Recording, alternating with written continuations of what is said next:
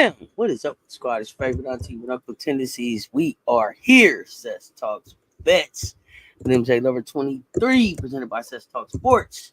It's a Friday show. What's up, MJ? Hey, what's happening? Happy Friday. Day 4 or 5 or 6 of the 1-year anniversary of Cess Talk Sports. It's my anniversary. We're Let's celebrating it for the rest of the month. We'll celebrate it for a whole month. I'm gonna do what they had, like a Serena Slam. We're gonna have like a Cess Talk Serena Sports Slam. It's gonna cross over. Exactly. It's gonna cross over. We celebrated for 30 days. 30 days. What's happening? A lot going on. We've been having a lot of discussions, a lot of great discussions on the platform here the last, I would say, especially 24 hours. So over some, the Chicago Sky deciding not to have a lot of different opinions in their words, retain the head coaching positions, how they put it. Just jump started a whole lot of conversations. We've been talking a lot about that lately, but we wanted to get back to the fun, to the shekels. It's Friday for entertainment purposes, for informational purposes, for educational purposes. We are here with the picks. How did you do yesterday? Let's talk yesterday. Yesterday was really good, I thought. I know that we hit, and I want to be for sure on that. I think we hit 3 home runs yesterday, which is more than fantastic, right? Like I said, if you're picking those ones, like pick one from each column A, one from column B, you're way ahead right now. If you got those picks right, even if you got 2 of them, you still made some units. So yes, y'all. Okay. So we heading in the right direction, trending in the right direction, going into this weekend. So let's jump into these picks, doing something a little bit different. Let's see here.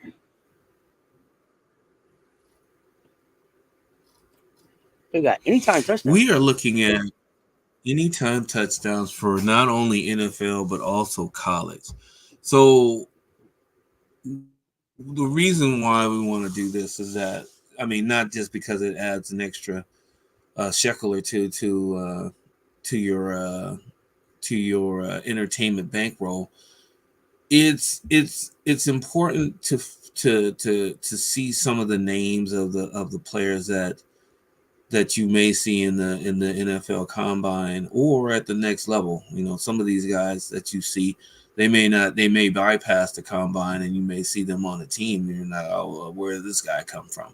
One of the things you can do, especially for fantasy sports, is to know who these college players are, so that if you have a keeper league and you want to get a rookie that you can keep for 3 or 4 seasons down the road, this is one of the best ways to do it. Absolutely best ways to do it. So we want to get those in. Of course, the NFL anytime touchdowns, that's, to make sure that those teams you don't have, a vested interest in, maybe if they're on TV, you actually stay on that channel and watch them until your favorite team comes on, right? So number of different reasons why we do this, but this is all for fun though. Yeah, for sure, all for fun. But also, I needed something else to be able to do outside of home runs, right? So home runs dying off. I understand that. WNBA is dying off. Not dying off, but the seasons are ending, I should say. And college basketball is coming up. College football is in full gear. I know you said something about 3-point shots or something you could kind of do. Oh, 3-point shots. That's like home runs and that kind of stuff. Oh, yeah. But I'm looking for those things that are gonna be kind of like the long shot dogs of the day, baby. I'm looking for something that's gonna be exciting like that, to be able to follow, right? To be able to follow. I can't wait the games and across these sports. There's so much in college basketball and college football. Sometimes it's hard to keep up with the names, but I think, like you said, kind of doing some anytime touchdowns, gets us an anytime touchdowns 3-point team, puts us in touch with some names that will maybe translate well, or across Exactly. Yep. the NBA, 100%. like that. So, just learning about some of these players earlier too. But definitely being able to keep some excitement just around, like, hey, like, what's going on with the home run? Did they score? Did they score? Kind of thing versus whole games, points, all that kind of. Some of that stuff get too long and drawn out, man. Did they score? Did they not? Right. Some money, some shekels, and some fun. So, anytime touchdowns, I'm excited about, and especially the way you did these with the 8. So 4 NFL, 4 college that we can kind of just watch your ticket over the weekend of sports is kind of fun. We'll be checking in on it. So definitely gonna be putting my shekels down, and we'll be saying like, yo, putting it down just like with a straight 8-leg parlay, but then also maybe pairing a college player with an NFL player, playing around with some different 2-leg kind of parlays and stuff like that. Exactly. Plus just some individual picks. So have some fun with the 8 names is what I want to be able to do. So let's get into it. Thick, Big, and Afro in the building. What's up, fam? Hey. TGIF. I hope everyone is having a great fade day. You know what it is. Having a great day, back and blessed like we never left. Let's do it. What you got, MJ? Exactly. Tiffany Hayes going unrivaled. Yes, Marcus J TV breaking news. Tiffany Hayes. Tip Hayes. Oh, there we go. Unrivaled. 23 out of the 30. 7 more left. Let's get it. Oh, that brings up such a big fat question after this. Remind me to talk about that. We talked about unrivaled the other day. Yeah, so I made the assumption that they had already picked all the players for Unrivaled already, and they were just unveiling them one by one through the through time. Tiffany Hayes, I don't know if she was on that automatic roster for Unrivaled. I mean, the way that she started playing after the Olympic break when she came into the game, I said it right off the top. It was electric. She was doing her thing off the bench. It's like, basically she was playing like a starter. So I don't know. I mean, that's the question now. Is that, are they already pre-made, or are they still picking people to go into the 3? I mean, it's not like they have a shortage of people that they can recruit to play in that. But I'm just trying to say, was I wrong about that? Did they already pre-pick Tiffany Hayes, or did she play her way into it? So I think that people may have played their way into it because you want to kind of see how people are playing, right? And some of these rookies, you don't necessarily know if you're going to invite them right away. I think that they had, I'm guessing, this is just my opinion, they probably had, like how they do, like in the draft, like people up on their wall, or that they were considering. And then as they played, they started to make offers. But I think there was definitely a cutoff at some point for how they were bringing in players, because we had Kennedy say, you reached out, but I didn't respond. And then I want to play, but then I don't know if it was that Kennedy was already going back to China, or that they had given up, that they had, pretty much signed up the slots or have met the deadline for being able to let them know if you're interested or not. Right. And then once people had to respond as far as like interested or not, then I think they took the rest of those spots and said, okay, now who's balling right now? Who fits the brand that we're trying to, what we're trying to do? Who do we think would work well in Miami? Like, it's a lot of things that go into putting this thing together, because I think that these women will be together for the duration, I guess, or flying back and forth, or however they make that work. But like, everything takes place in Miami, so I imagine people will relocate to Miami for this season. I don't know if that's a month or two. I think it's 6 weeks, 6 or 8 weeks or something total. So maybe people will do some kind of like Airbnb type of stuff or whatever. But you want people that are going to be there, that are going to, allow you to expand the brand. You don't want a whole lot of drama, especially in the first season, and all the stuff that they're trying to do. So I think that they had some cutoffs, and definitely some parameters that players had to fit to be able to be invited, for sure.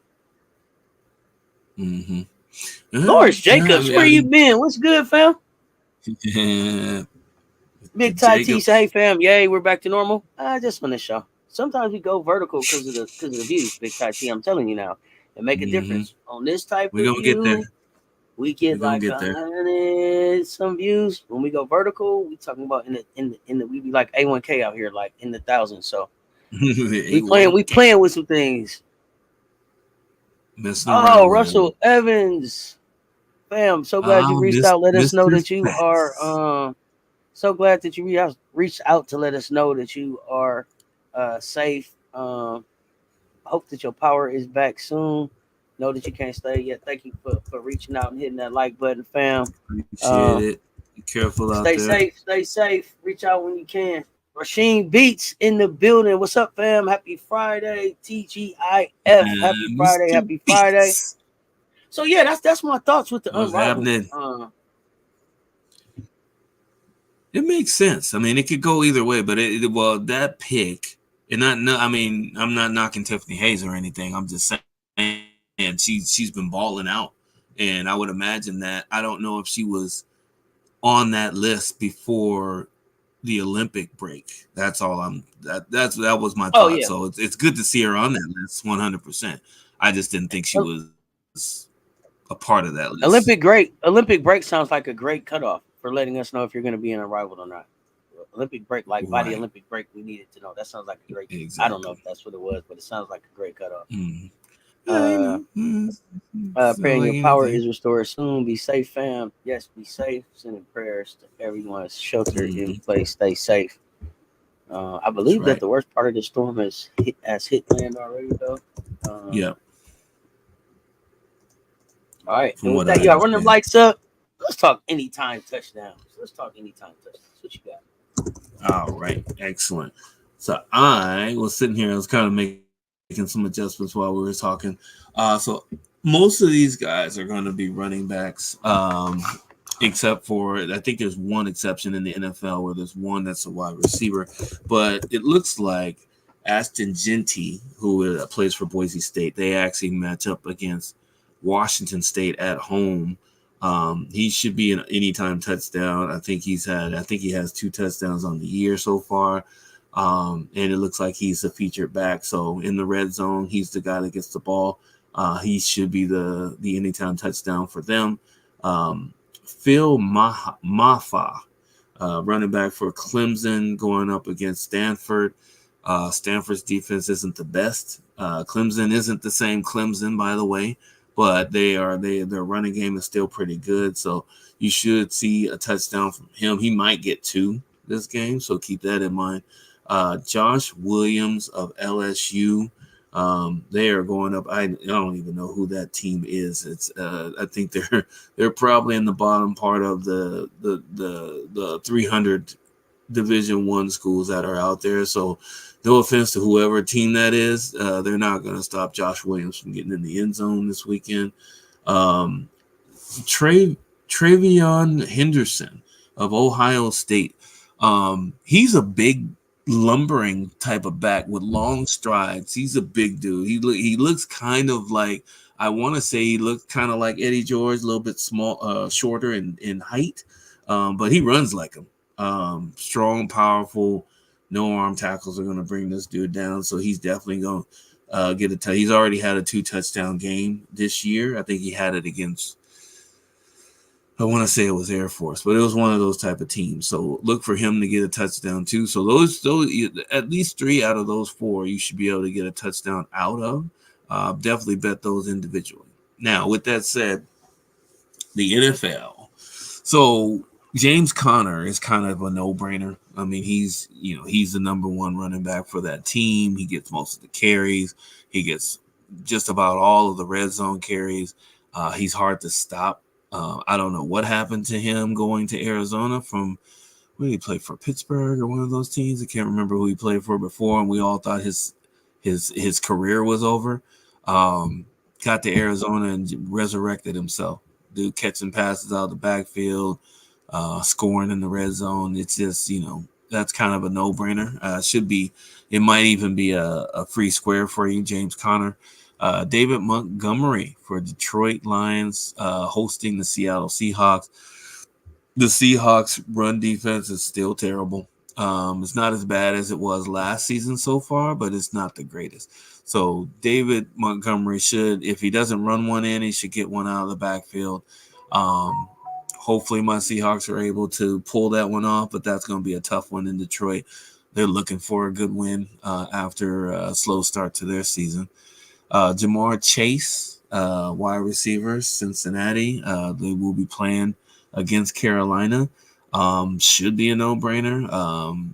Honestly, the way that I see it, if the wide receiver out of Cleveland for the Cleveland Browns can catch 2 touchdowns with the quarterback they have, Jamar Chase should at least be able to get one against Carolina. No matter how bad Burrow might be throwing on any given day, and I like Joe Burrow, by the way. So I like what's going on with him, but I don't like the way some of their players are playing in Cincinnati. They should be better than 0-3. I don't know how they're gonna pull out of that one. We'll see. Aaron Jones, former Green Bay Packer, going up against Green Bay in Minnesota. I think that's in Minnesota. They're gonna throw the kitchen sink at Aaron Jones. They don't want him to do anything. They got Dalton as quarterback, I think, for Minnesota. So they're probably gonna stack the box and make him throw. But what they also know is Aaron Jones can catch the ball out of the backfield too. So I still think he's gonna score on his old team. I have no doubts about that. So be confident in that pick if that's one of the picks that you make.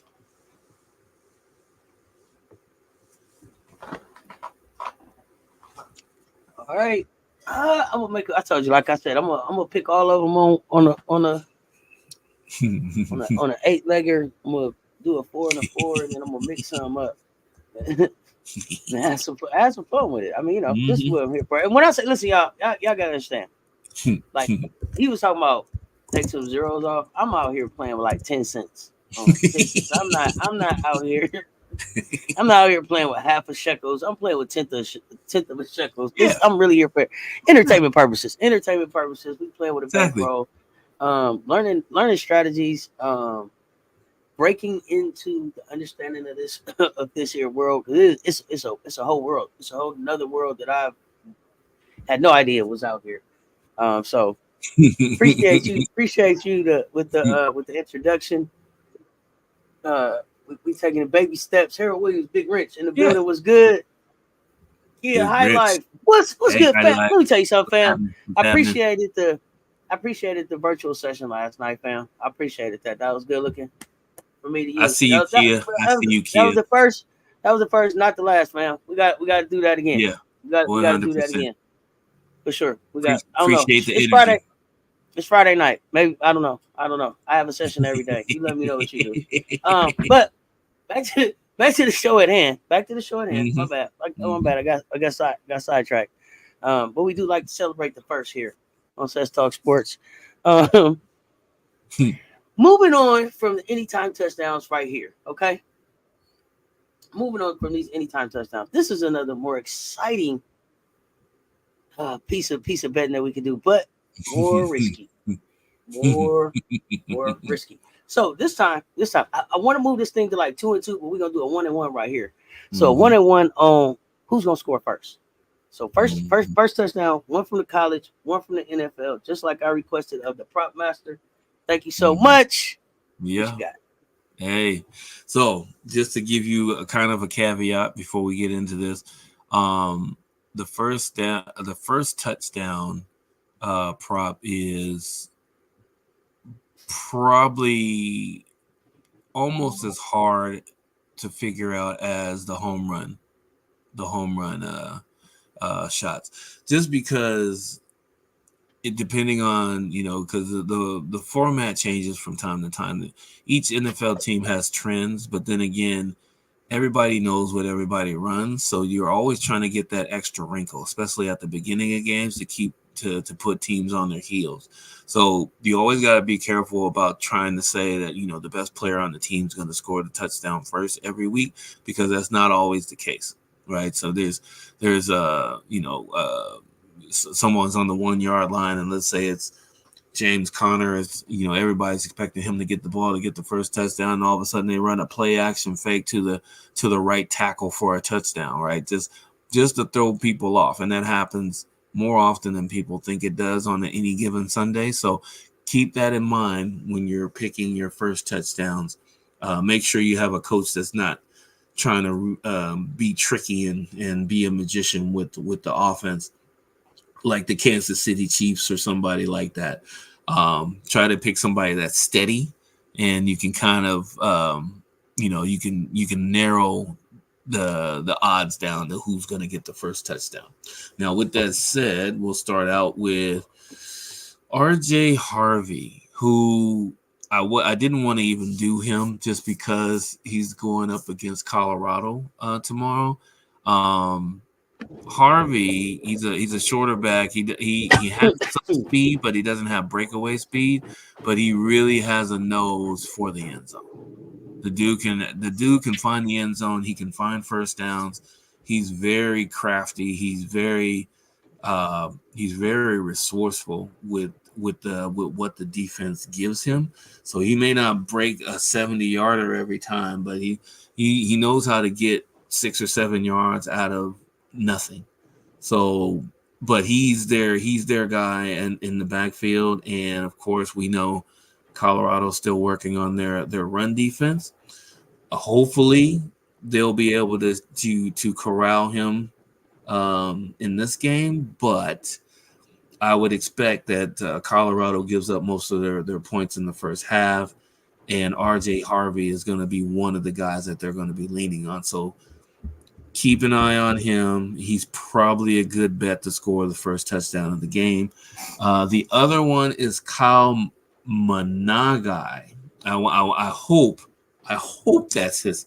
I'm pronouncing his name right, but I know I had I almost had him in a write up, just for a game a few weeks ago, but I decided against it.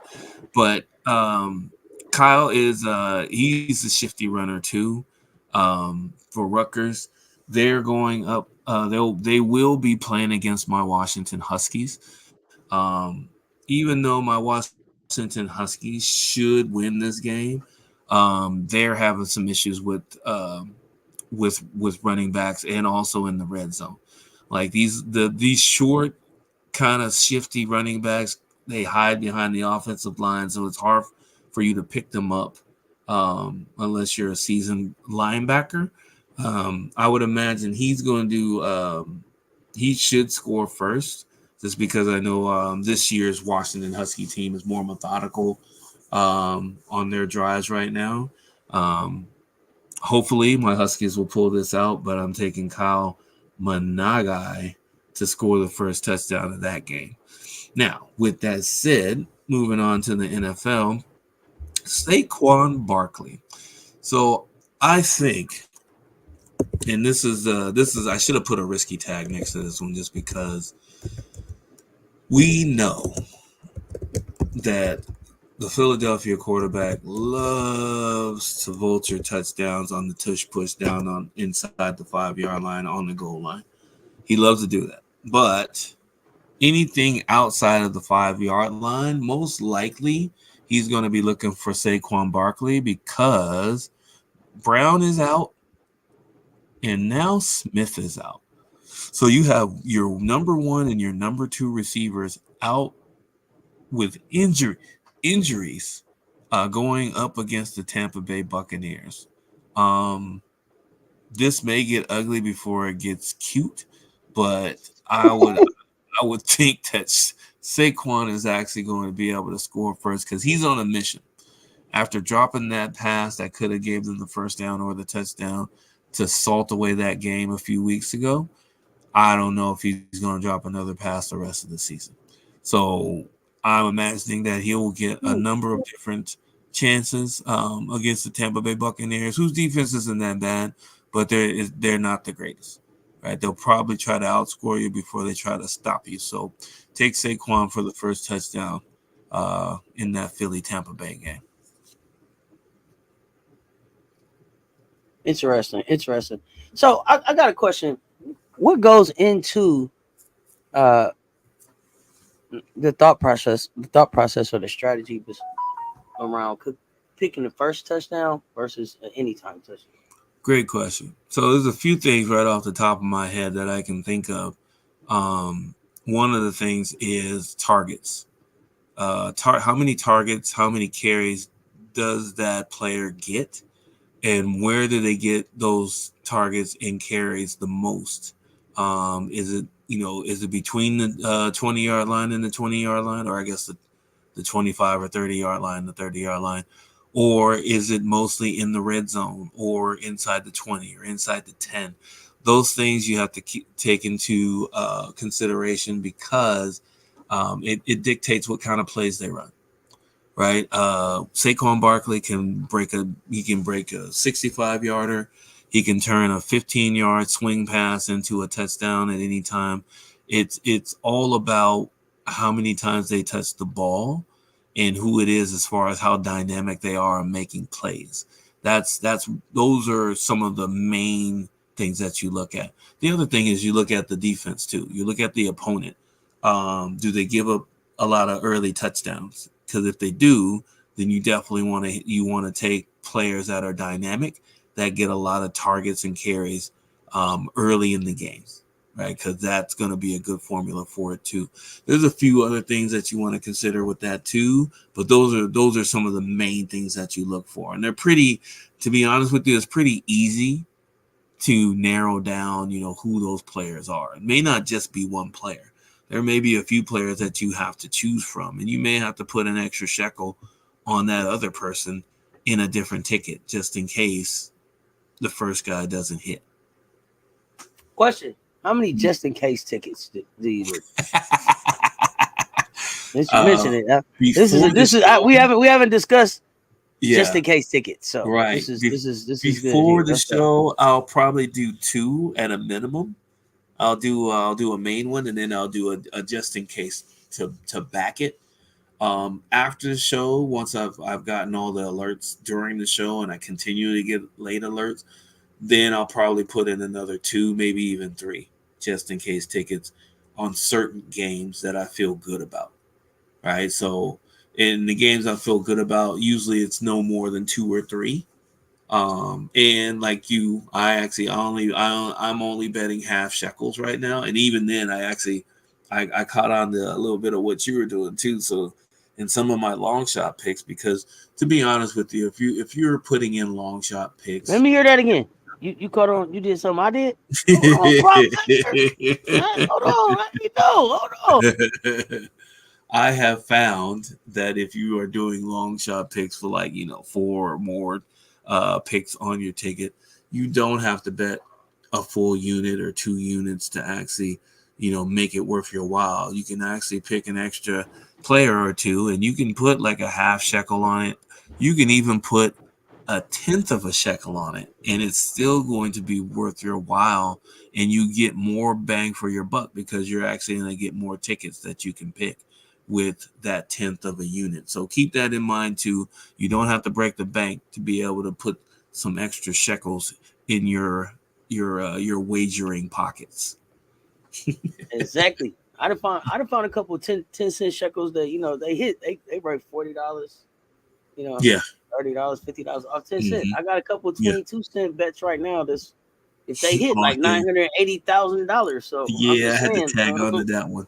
I tagged on one of Cess's 22-cent tickets, and I'm at 1.1 on 1.1 million if it hits on one of my tickets. So yeah, good luck to us. And it's not the craziest of tickets, right? Like right. It's not the craziest of tickets at all. Favorites So in there too. what it was is just like I took one. I tried to pick one home run hitter out of 10 games that are playing today, based on. We talked about like Parks. We talked about left hand, right hand. Mm-hmm. I didn't look at like pitchers, and I didn't go into depth like that because y'all got to understand. Usually, I'm like, let me see who name I know. Okay, yeah, them.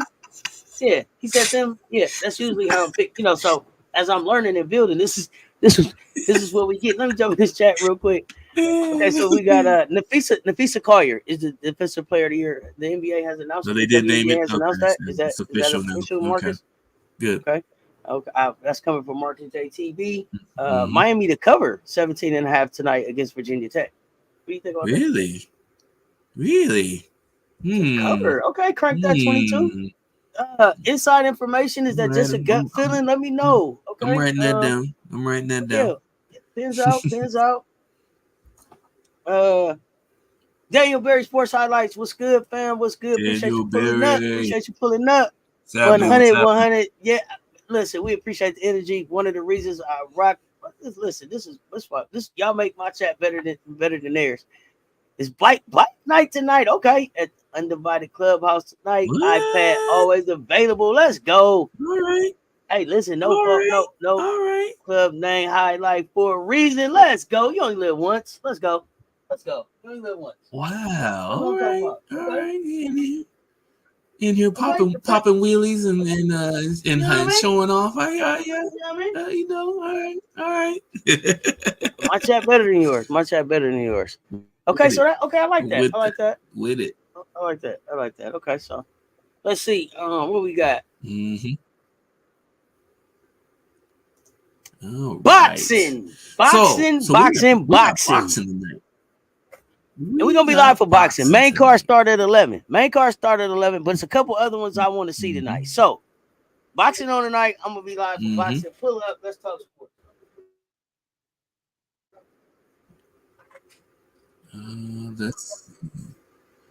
It should be good. Should be good lineup.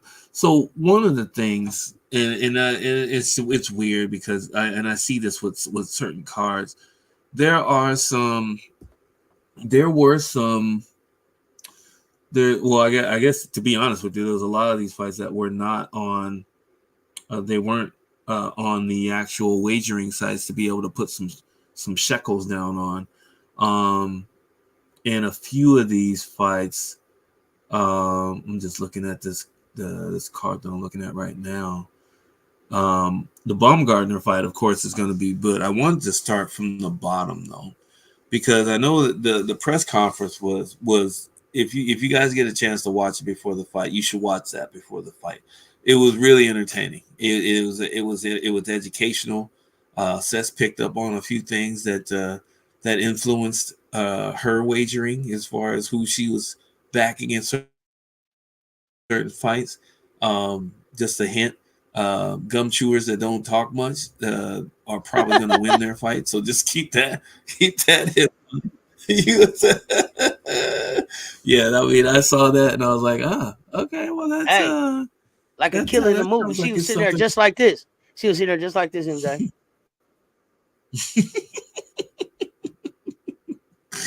Yeah, she was too.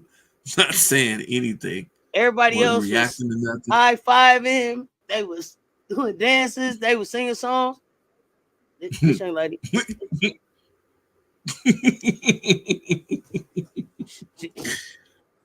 Looked like she was here just for the fight. She was here just for the boxing. I'm sorry. Exactly. Yeah, and I think last name Vasquez. Listen. That's all she had for him. That was it. And that's what I'm talking about too. That's the one thing I didn't like is the fact that that fight's not. We couldn't bet on it. I wanted to actually put something down on that just because of that too. I mean, I was like, why not? And but no, they didn't put it on there. So haters. You may have to do some handshake bets with some of your friends on that fight, but that was going to be pretty good. I thought that was going to be good. Now I want to start from the bottom because I know that Sandy Ryan is the champion. Forgot which belt it was. I'm not sure if it's WBC or whatever belt that is. She's coming from overseas to defend her belt against a fighter that's had some more fights than she has. Pretty good record too, from what I could see. I picked a mild upset in this one just because I think they're evenly matched. And I think the last fight that I watched Sandy Ryan participate in, she's rough. I mean, she's tough. She's a tough fighter. but she takes a lot of damage. Right, and I imagine Mayer was up against one of the champions not too long ago, and she came up short, but she did give a good fight, and I think that if Mayer can get in on her early and have her backing up, which is rare because it looks like Sandy Ryan she comes forward a lot. As long as Mayer doesn't back up often, she may catch her. I'm not even talking about a decision. She might catch her. I couldn't tell you which round that's going to be in because I think that fight it's between 4 and 6 rounds. I'm not sure, but I'm picking a mild upset in that one. I think Mayer is going to come back with some fight, and she's motivated from the last fight she had with a champion, and I think she's going to pull that one out. What do you think?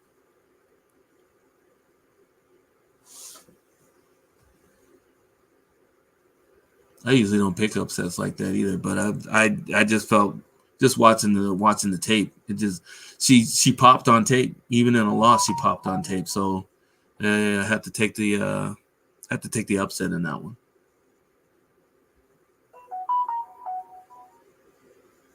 Comments, questions, concerns?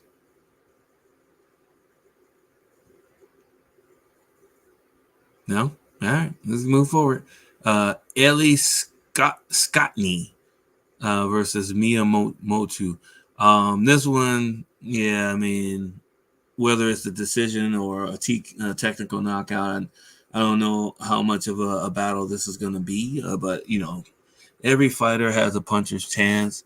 I think the matchup, this matchup is not going to. Yeah, I don't think it's going to be a whole lot of resistance in this fight. So hence the minus 1,300. She's a heavy favorite, so I don't think she's gonna. Yeah, I don't see an upset in this one at all. Dixon versus Harper. I'm back now. I'm sorry. Are you? Yeah. No problem. Went crazy. No problem. Do you have some comments on these first two fights that I just went over? No, I'm not really comments. I'm interested to see how they go. If Thick Vegan is still in the building, I definitely want to know what Thick Vegan is thinking on this one. I see the bot that popped in here. Let's go, Bree Wayne in the building. So I'm hearing, I'm hearing Collier is Defensive Player of the Year for the season.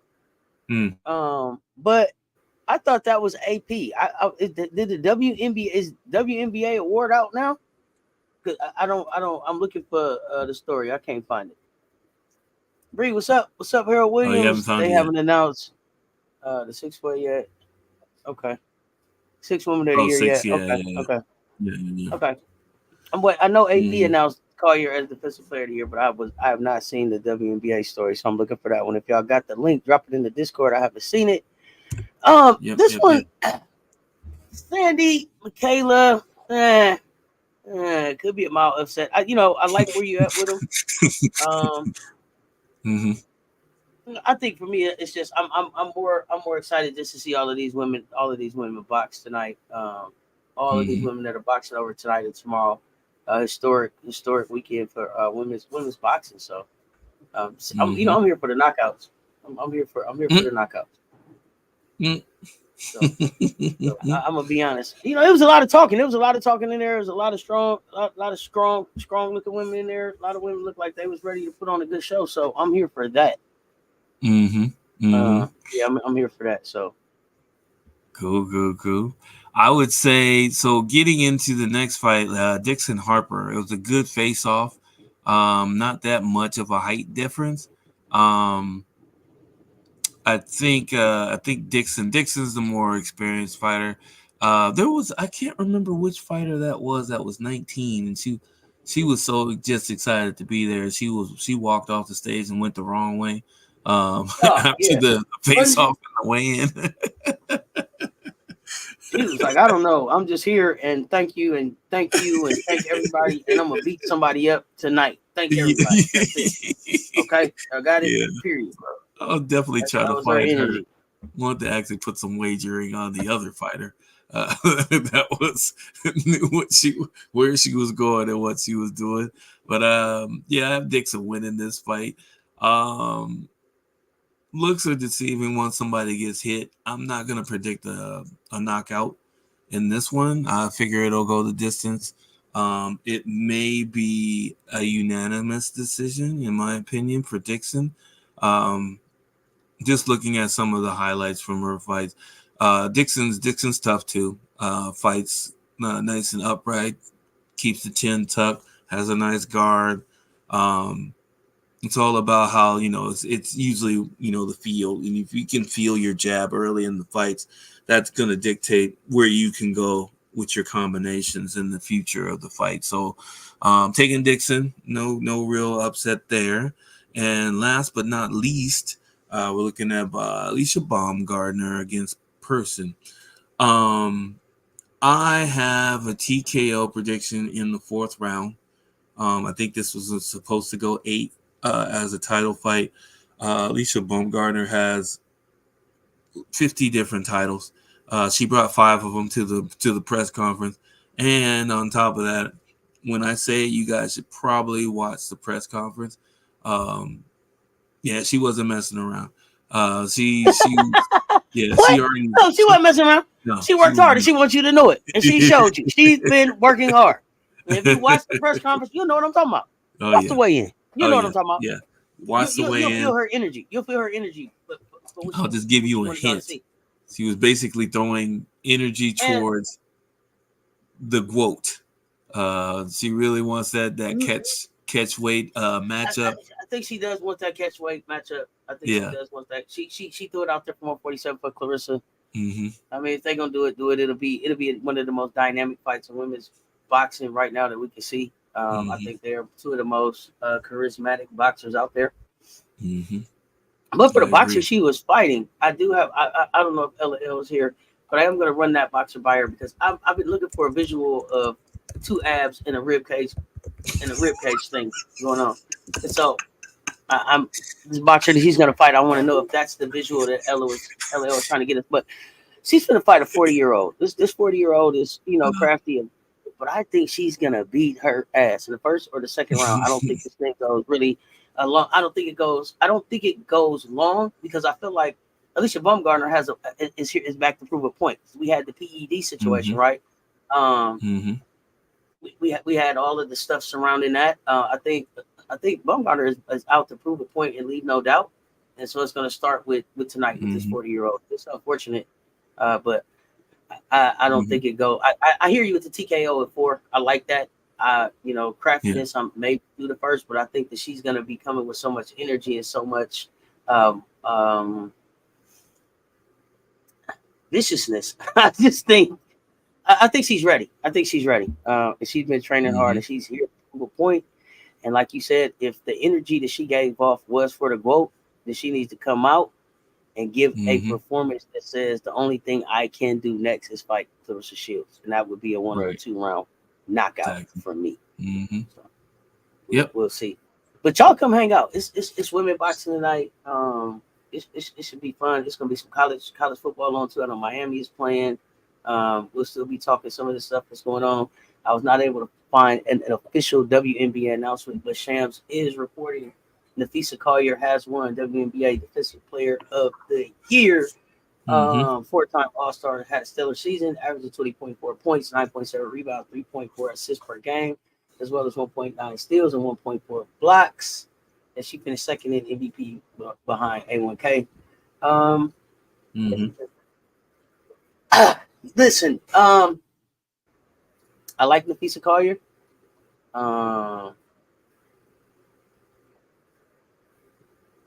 She's not my Defensive Player of the Year. I'm going to congratulate Nafisa Collier on winning Defensive Player of the Year. I felt like Asia was Defensive Player of the Year. I felt like Asia had earned that. And that's not a slight on anything that Nafisa did this year. Like, Nafisa Collier played her ass off. I don't know what the voting was as far as where Asia finished in this thing. But, I can't think of the last time that I was like, man, Nafisa really played some defense there.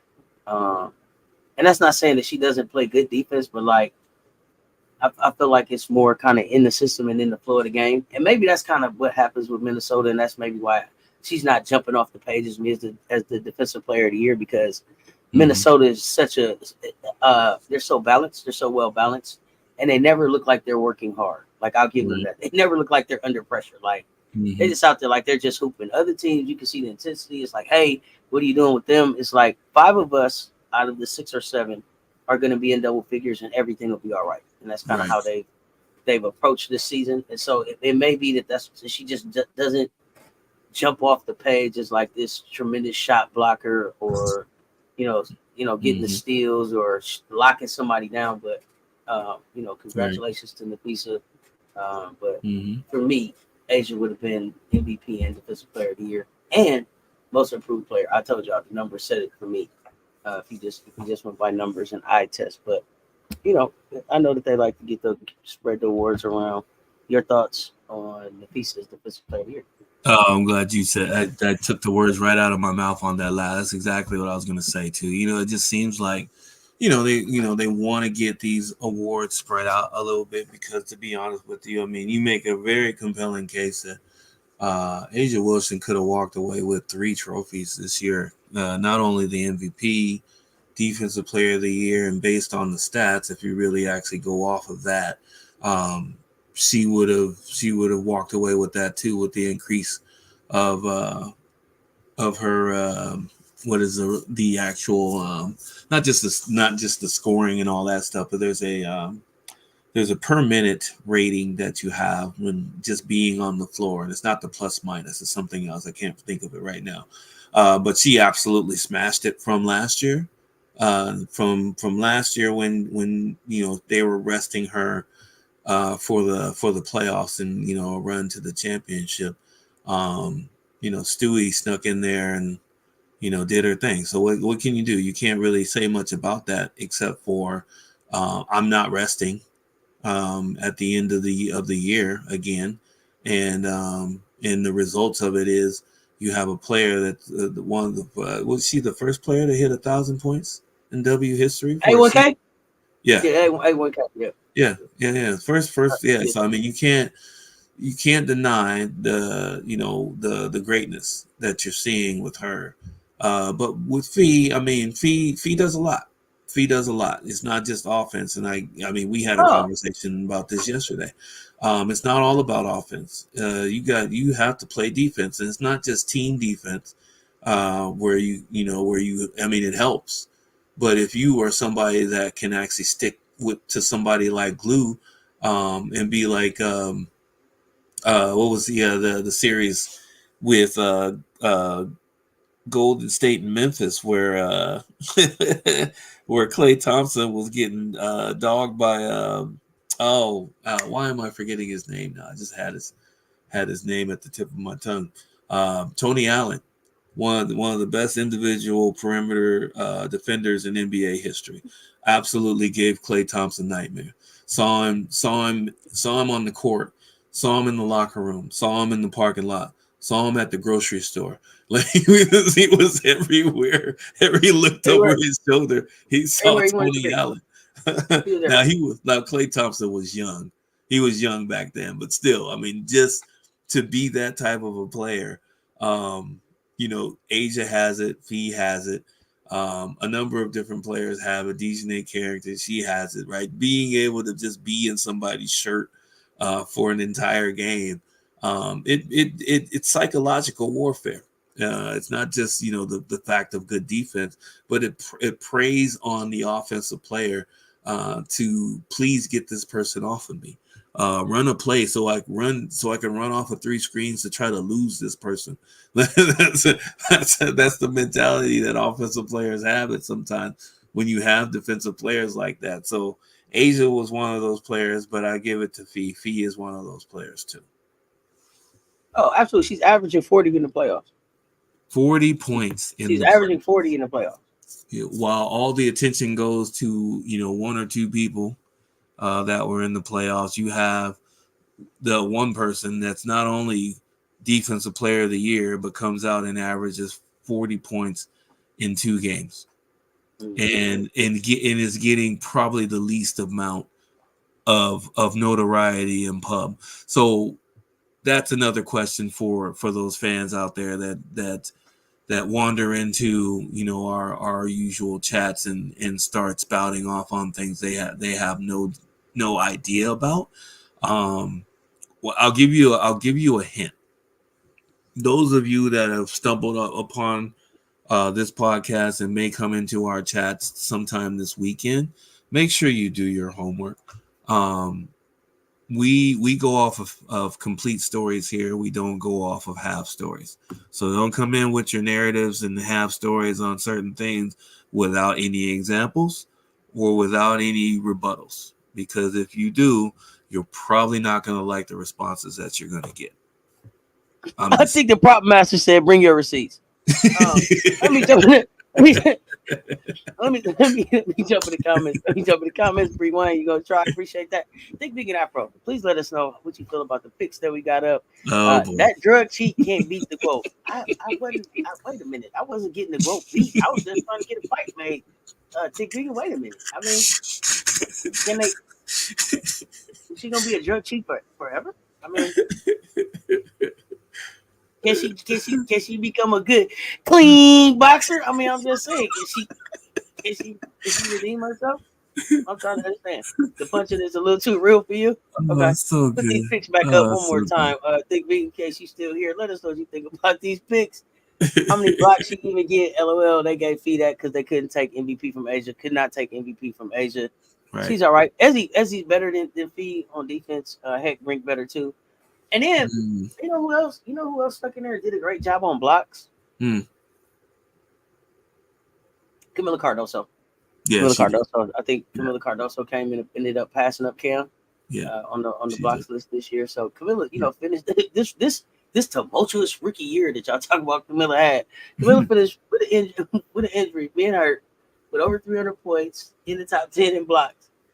I don't understand. Like that's a good rookie season to me. I don't get that. To build on. So I don't know when everybody's like, "Oh my God, she did a lot of things." I'm just saying. I just don't know what the expectations are for some people, right? I mean, she's 6'7", she should be doing this, she should be doing that.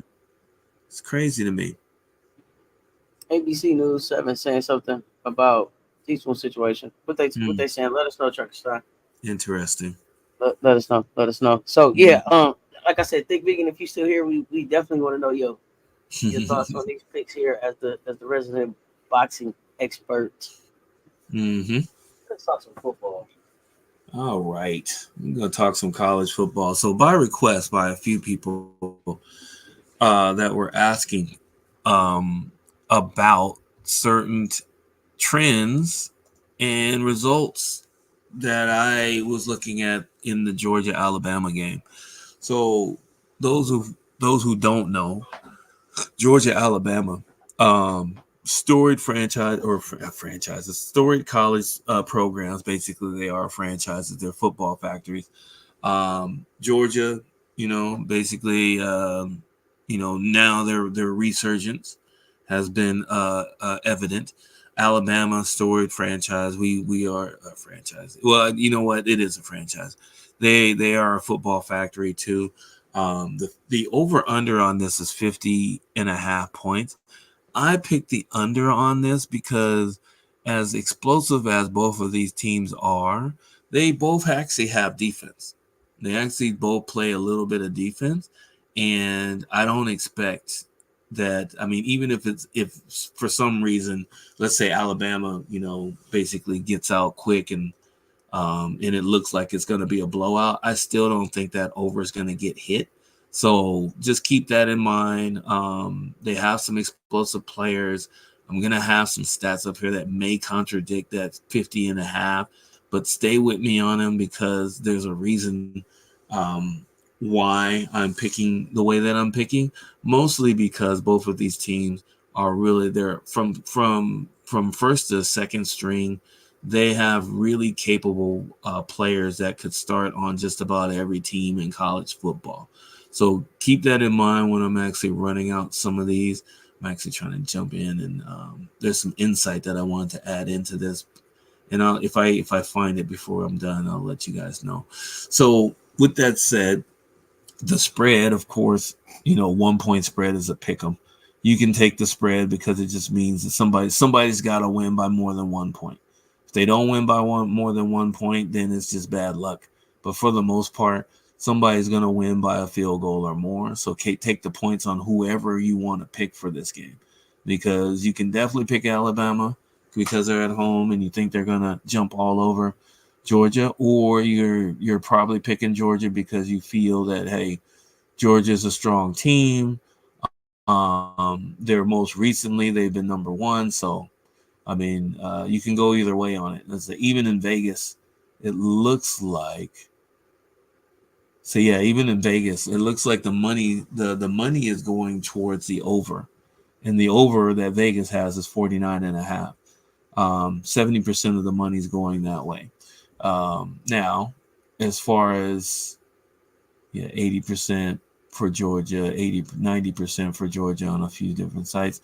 They have Georgia winning, the over being covered, and then the spread. The spread is kind of non-existent because it's just a pick 'em. But with that said, starting out with Carson Beck, 245 yards passing. Take the over on that. The matchup is really, let me see, 31 points a game versus a defense in Alabama that only gives up 8 points a game. That's deceiving. And that's one of the reasons, but it's one of the reasons why I picked the 50.5 and picked the under on it, is because they will play defense on that end of the field. And also, Georgia has a really good defense too. They're both in the top. Yeah, they're both in the top 10 in the nation in defense. All right, so I'm just letting you guys know why I'm taking the under, even though Vegas has a lot of the money going over. Vegas is probably going to make a lot of money on people taking the over in this game. So, but I might be wrong. But with that said, take the over on the pass yards with him. He is most likely, they throw a lot. Like, they're going to throw a lot. He might have 21 completions before the end of the third quarter. They throw the ball. Georgia has a lot of weapons, and they have a lot of people to throw it to. So just be ready for that. Trevor Etienne. Now I'm trying to figure out if that's the brother of the Jacksonville running back, but I haven't really found anything yet. Somebody will tell me in the chat. Let me know if they're related or not. 79.5 rushing and receiving yards. Take the over on that. That's actually, I think it's close to a minimum. But the units you can gain on that on an individual bet are adequate. Let me see. Mr. Lovett, 45.5 receiving yards. Even though they have a lot of weapons, he seems to be the number one receiver, the number one, at least the one that bet goes to a lot. I don't have him for a touchdown, though, just because it looks like he plays mostly between the 25 and the 25.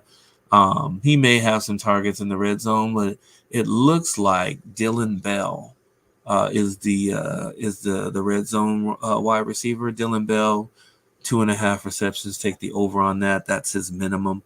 I do have him for a touchdown today, though, or tomorrow for that game. Moving on to Alabama, Jalen Milroe, who was some people were touting to be one of the top 5 quarterback in the nation starting this year. Don't look at me. I just work here part-time. 205.5 passing yards. Take the over on that. I was going to put a prop for him for 1.5 TD passes, but I left that off because I'm looking at him and he likes to run a lot. So I'm not sure about that. Jam Miller, 50.5 rushing yards. Take the over on that. That's a minimum too. It's the only reason I should have put a risky tag on that is because of the defense. Georgia's run defense is really good. But Alabama's offensive line is ranked in the top 10 in the nation, so they're pretty good too. So we'll see what wins out in that, but take the 50.5 rushing yards take the over. Mr. Williams, 49.5 receiving yards. Take the over on that. I predict that he will get an anytime touchdown. He might get two, depending on his matchup. But that game looks pretty good. It looks pretty good as a game to watch. And there should be enough action in it, even if there's not a whole lot of scoring, where it'll be probably one of the games of the week.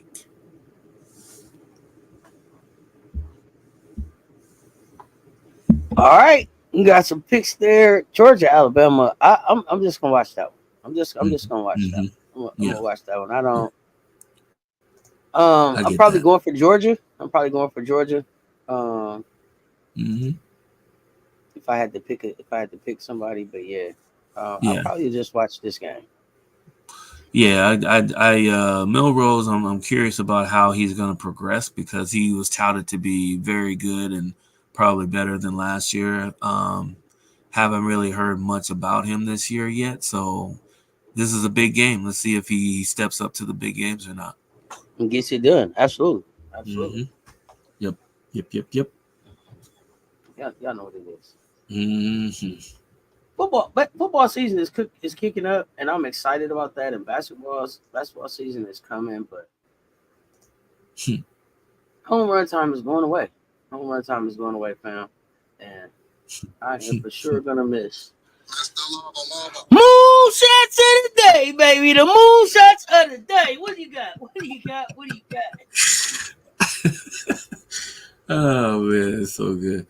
Okay, so the first off, I'm gonna start off with Mr. Jake Berger. So Jake Berger in himself, as I pull up his stats live, he has had 2 home runs this week. He also had 2 home runs last week. So he's starting to wake up again. He actually had a lull in his home run hitting somewhere at the end of last month, beginning of this month. But it looks like he's coming back. They really don't have much to play for. So I'm imagining he's basically going for incentives right now. He's already over 30 home runs, I think, if I double check right. And he has a good matchup today. Whereas he's in Toronto. He's in Toronto with a closed dome.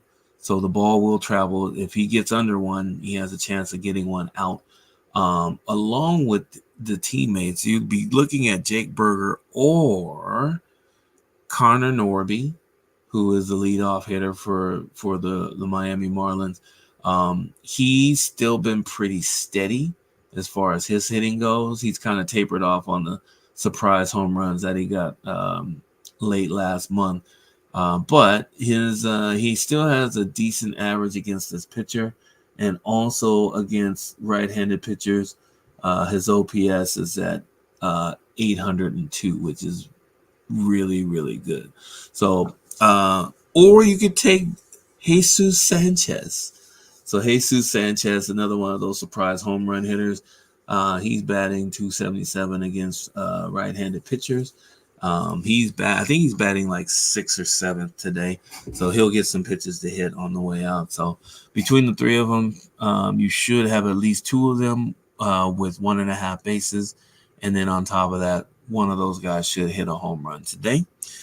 The next game, we are looking at the San Diego Padres at the Arizona Diamondbacks. And the first person we're going to name off is become a staple in this write-up, and that is Fernando Tatis.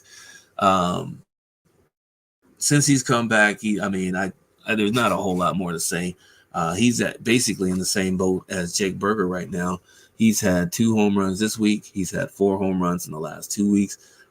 His average is really good, and even though he's going up against a right-handed pitcher, he has had some really good success with right-handed pitching since coming back. And of course, they may have to pitch to him just because the people behind him are still batting like maniacs. Manny Machado kind of cooled off a little bit, but he does have a home run against this pitcher. And also Mr. Cronenworth. Mr. Cronenworth had a home run 2 games ago as the stats show, and he has a good matchup against this pitcher today. So I would imagine Fernando, Manny, 1.5 bases. You can actually pick one of the, or even two of these guys to hit a home run today.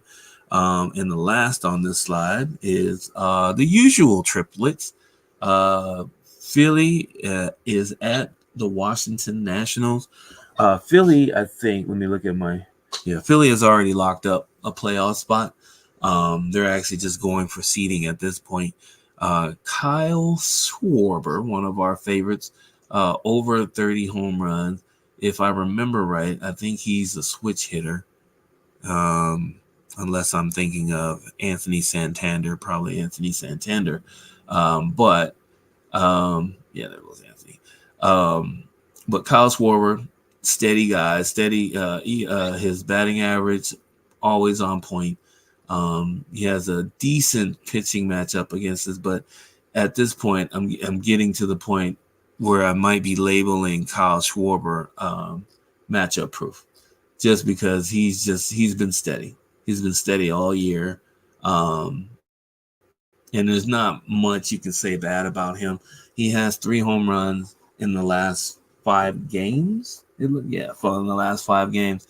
And against Trevor Williams, he is batting 297 with 6 home runs, 9 RBIs over the last few years. So that's nothing to sneeze at. Now you can go with Kyle Schwarber, or you can go with Bryce Harper, who Bryce Harper is kind of, mediocre with this pitcher. However, he did hit a home run two games ago. It looks like he's still hot.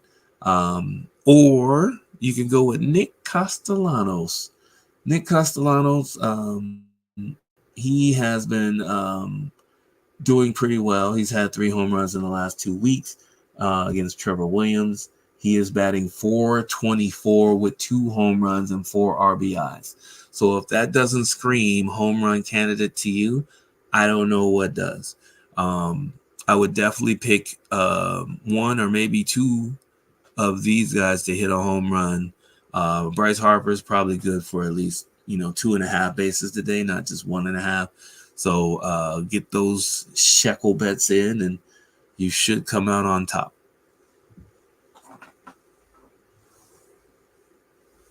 All right, getting those in while we were sitting here, seeing what's out there. I noticed you don't have any Vladdy Guerrero Jr. on there. I'm always concerned when I don't see Vladdy, Jake, Norby.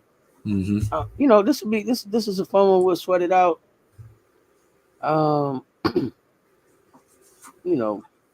I'm playing with 10th of a shekel, so I feel like a big spender when I throw 15 cents down on something for educational, informational, and entertainment purposes. What I'm here for. Let me jump in the chat. Simply ball dropping. I don't know what happened with that link. Just back at it doing the bets talk right quick. Thick Vegan want to know: did she test before this fight, or is she fighting under a card that don't test? She's probably still juicing, but we won't know if she isn't being tested on this Timu Don King fight card. I will have to check that card out. I'm watching Top Rank card tonight. Yeah, Shoot Box tonight. There's a couple other matches on. This segment is sponsored by something like a old English type of malt liquor type of taste and raw papers. You hear me? It's that kind of time. It's that type of time that we want y'all to have. We were going to get old Marcus ATV always in here. You know what I mean? It could have went with that Steel Reserve. But you know what it is. Yeah. This was the love of lovers. Big Daddy's long dog shots of the day, baby. The extra long dog shots of the day. What you got for us? What you got? All right. So what we have for you today, we're going to run back the Arizona Diamondbacks against the San Diego Padres. They both have a good pitchers matchup to go against today. I think it's Martin Perez. Yeah, Perez is going out. Allowed 21 home runs, 1.3 home runs per 9 innings. Christian Walker has popped out as being one of the what they like to call an expected value plus bet, which means that not only is he's high performing right now, but his odds are a little bit higher than they should be for his production. So he's in the last week and a half, he's had 3 home runs. He had back home runs in the Milwaukee series before the San Francisco series, which he didn't have a home run against San Francisco. However, going up against let's see, Darvish. Darvish is a pretty decent pitcher, but what you were looking at here is he's batting 286 with 2 home runs and 6 RBIs against Darvish in the last few years. If you don't like him, you can go to Ketel Marte. Ketel Marte doesn't have as much success with this pitcher, but he's going to be batting third or fourth today. So he's going to get some good pitches to hit because you can't pitch around 3 players. Either you're going to take Martell or you can take Corbin Carroll. And I think Corbin Carroll is leading off today, and he's batting 545 with 1 home run, 1 RBI, and 11 at bats against Darvish today. So with those 3, you got to pick at least one. You're going to get 2 of those players that should get 1.5 total bases today too. Good game to watch, good game to follow. If you're going to be putting some shekels on, you should get some good alerts on scoring in this game too. The last one we're looking at here is good old Los Angeles Dodgers at the Colorado Rockies. Enough said about the Colorado Rockies. And in Colorado, Cal Quantrill, 1.3 home runs per 9 innings. Not too bad, not the best, but with the Dodgers have already locked up a playoff spot.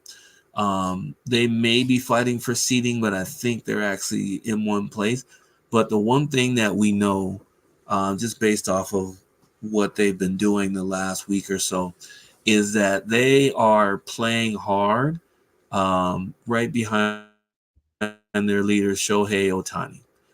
Between Shohei Ohtani, Mookie Betts, Freddie Freeman, these guys are playing like they're fighting for their playoff lives, which they are not. They actually have a good batting average for the most part against Quantrill. I think it's the home run levels that are low. Ohtani hasn't hit a home run against him in 14 at bats, so I'm playing the do card on that one. Mookie Betts has 1 home run, batting 286 against Quantrill. And then Max Muncy. So Max Muncy doesn't really have a whole lot of stats against this pitcher just because he's been out of the lineup a lot. But Max Muncy is batting, I think, 6th or 7th. So he's going to get some pitches to hit.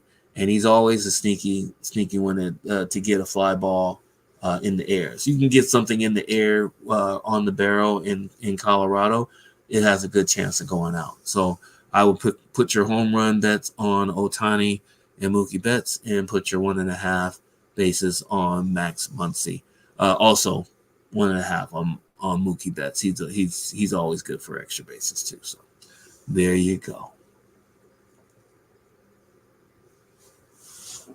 Well, gave us some good ors. Gave us some good ors there to check out. I was putting my shekels in as we were talking. We talking, yeah. Yeah, because the needle starts to move the closer it gets. I noticed to the game, so I try to get them in a little bit sooner. Gotta get them in. I like what you said about the bases, so we'll be doing some of the bases. I haven't done a lot of the base stuff yet, here and there. I did also do a Shohei home run and still a base. Yeah. So it's always a good one. There's that.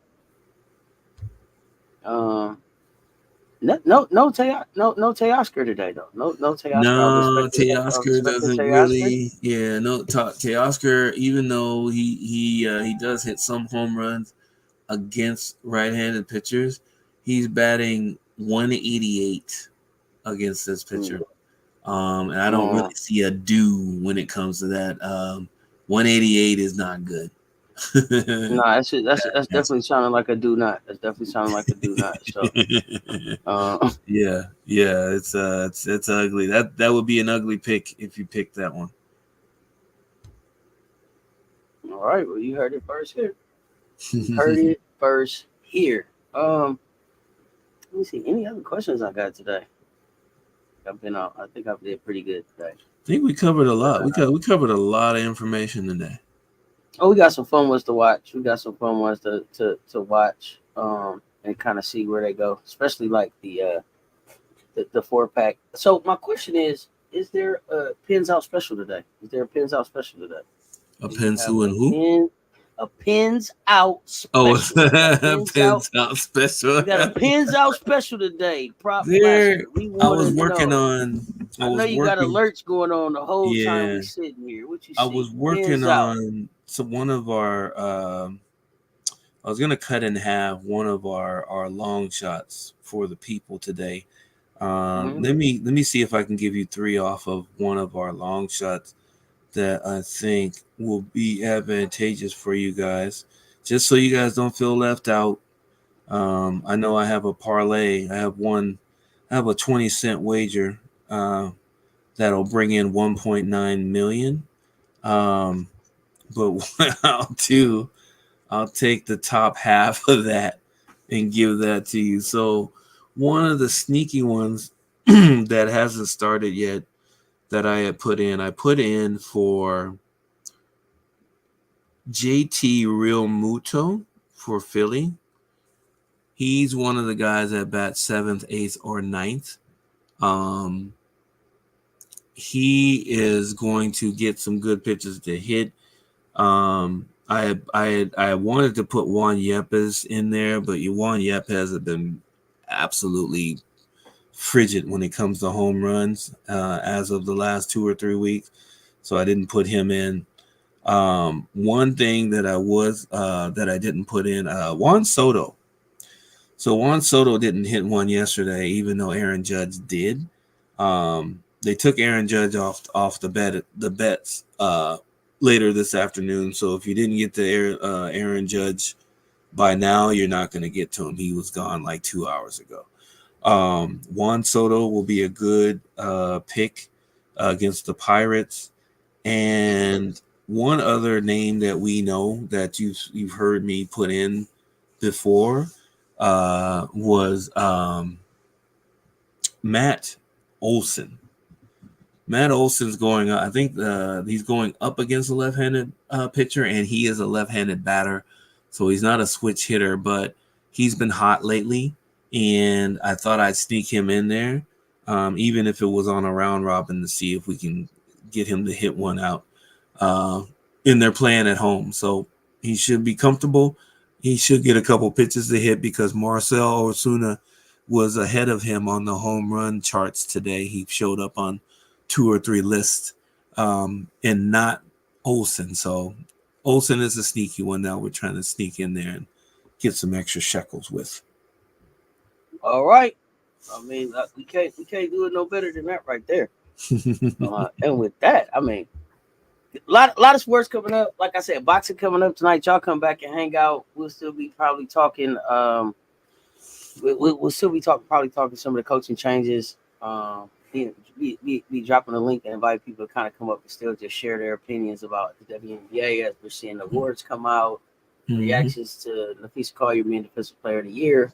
Yeah. I think all the awards have been. I think we're just still waiting on 6 Women of the Year. Will be the last one that we get. So a lot of sports to talk. A lot of sports to talk. We'll be around. If you're not outside, come hang out with us. We will be here. Appreciate y'all pulling up. Y'all know what it is. It's still my anniversary. And with that, y'all know what it is. Until next time, stay tuned. Talk soon, y'all. We out. All right.